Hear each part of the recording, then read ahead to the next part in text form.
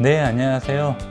이종우 펠로우십 프로그램의 비대면 설명회에서 개인정보 보호를 담당하게 된 한국국제보건의료자단의 경영기획부의 서경배 주임입니다.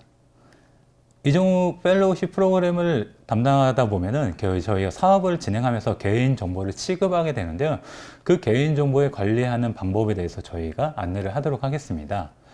개인정보보호법은 2011년 9월에 시행을 하였고요. 개인정보란 거는 살아있는 개인에 관한 정보로서 성명, 주민등록번호 및 영상 등에 통하여 개인을 알아볼 수 있는 정보들에 대한 게 개인정보라고 하고 있습니다.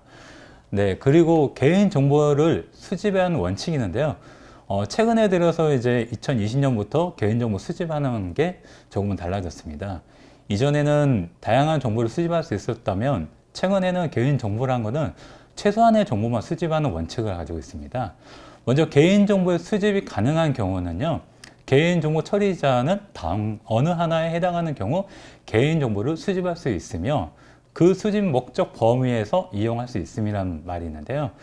이에 대한 내용은 정보 주체의 동의를 받은 경우나 법률에 특별한 규정이 있거나 법령상 의무를 준수하기 위하여 불가피한 경우, 그리고 공공기관이 법령 등에서 정하는 소관 업무를 수행을 위하여 불가피한 경우, 그리고 정보 주체 또는 그 법정 대리인이 의사 표시를 할 수 없는 상태에 있거나 주소 불명 등을 사전 동의를 받을 수 없는 경우로서 명백히 정보 주체 또는 제3자의 급박한 생명, 신체, 재산의 이익을 위하여 필요하다고 인정되는 경우 같은 게 이제 개인정보를 수집할 수 있는 경우입니다.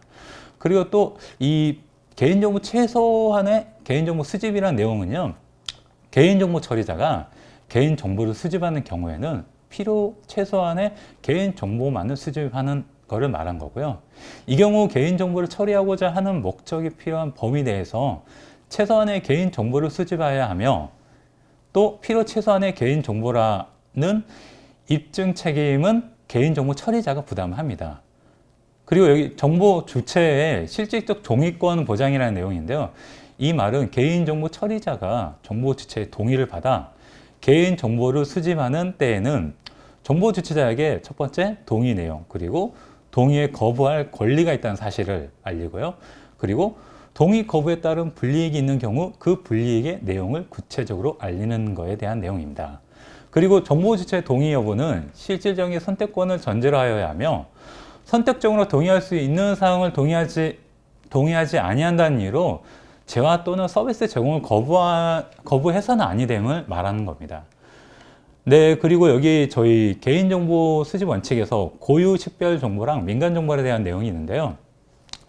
주민등록번호를 제외한 고유 식별 정보 및 민간 정보는 법령에 근거가 있거나 별도로 동의받는 경우에만 수집을 할 수 있습니다. 그리고 주민등록번호 대체 수단도 법령에서 본인 확인을 요구하거나 서비스 과정에서 본인 특징이 필요한 경우 등에 한정하여서 사용을 하여야 합니다. 잠깐 민간정보에 대한 내용을 알려드릴게요. 민간정보는 개인의 사생활 침해 우려가 있는 정보인데요. 그에 대한 예로는 건강정보, 그리고 성형사진의 사진 같은 거, 그리고 정치적 견해 등의 이제 민간정보에 속하고요.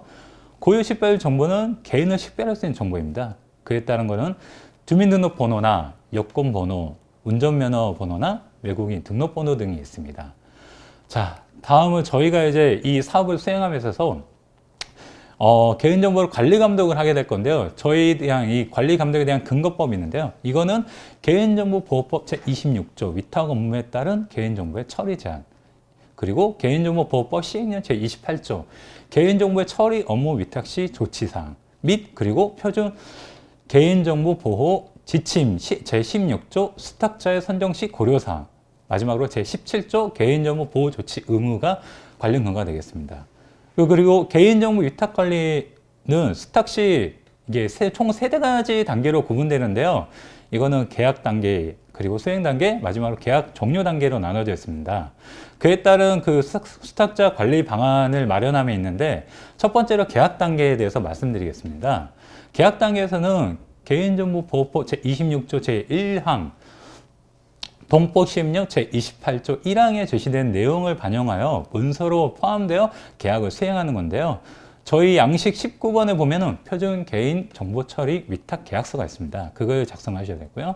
그리고 수탁사 대표자 보안 서약서를 저희가 이제 진구를 합니다. 양식 20-1번에 있는 보안 서약서 대표자용입니다. 그리고 두 번째로 여기 보시면은 그에 대한 양식에 대한 내용이 보이시고요. 그리고 두 번째 단계에는 수행 단계에서의 내용입니다.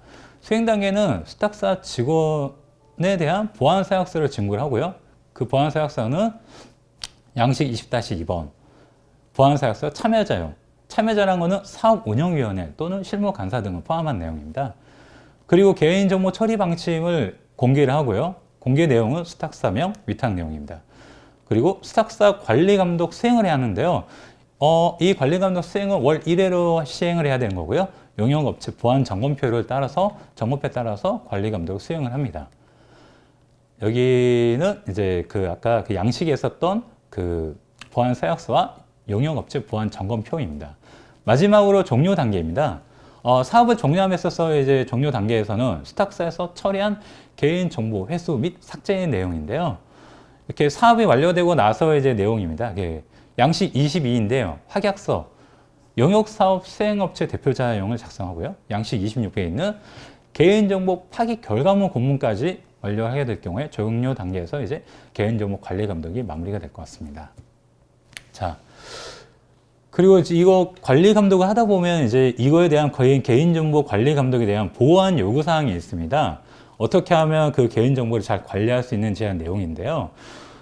먼저 첫 번째로는 계약 상대자는 당해 제한 과정 또는 업무 수행 과정을 통하여 취득한 정보는 절대 외부에 누설 유출해서는 안 되며 사업 완료 후에도 이를 외부에 유출해서는 안 된다는 내용이고요. 두 번째로는 사업 수행에 사용되는 문서, 인원, 장비 등에 대한 물리적 그리고 관리적, 기술적 보안 대책 및 보안 관리 계획을 수립하여서 영역에 투입되는 인력 그리고 영역에 투입된 인력에 대해서 보안각서 및 함께 제출해야 하고요. 참여자의 변동이 있을 경우에는 또한 똑같이 이렇게 보안각서를 함께 제출을 하셔야 됩니다. 그리고 세 번째로는 과업 수행을 위해 제공받는 내부 자료에 대한 영역 수행 책임자는 자료관리 대장을 작성하고요. 그에 대해서 인수인계 시 직접 서명과 관리를 하셔야 됩니다. 그리고 네 번째로는 본 과업 내용 중 보안 유지가 필요한 사항은 과업 수행 중 철저히 준수하여야 하며 계약 종료 후에도 제3자에게 누설을 금지하고요. 이를 위반한 경우에는 민형사상 또는 관계 법률에 따라 어떠한 조치와 처벌을 감수해야 합니다. 또 다섯 번째로 재단의 보안 정책을 위반하였을 경우 별첨에 있는 사업자 보안 위규 처리 기준에 따라 위규자 및 관리자를 행정조치하고 별표에 있는 보안위약금 부과 기준에 따라 보안위약금을 납부하여야 합니다. 마지막으로 계약 상대자는 보안 준수 여부를 점검하기 위하여 계약 상대자의 사업장 방문 시 적극 협조를 하셔야 됩니다. 네. 이상으로 저희 이정우 펠로우십 프로그램에 대한 비대면 사업 설명회에서 개인정보에 대한 설명을 해드렸는데요. 방금 설명해드린 내용을 꼭 유념하셔서 사업을 진행함에 있어서 개인정보 관리를 철저히 준수해 주시기 바랍니다. 감사합니다.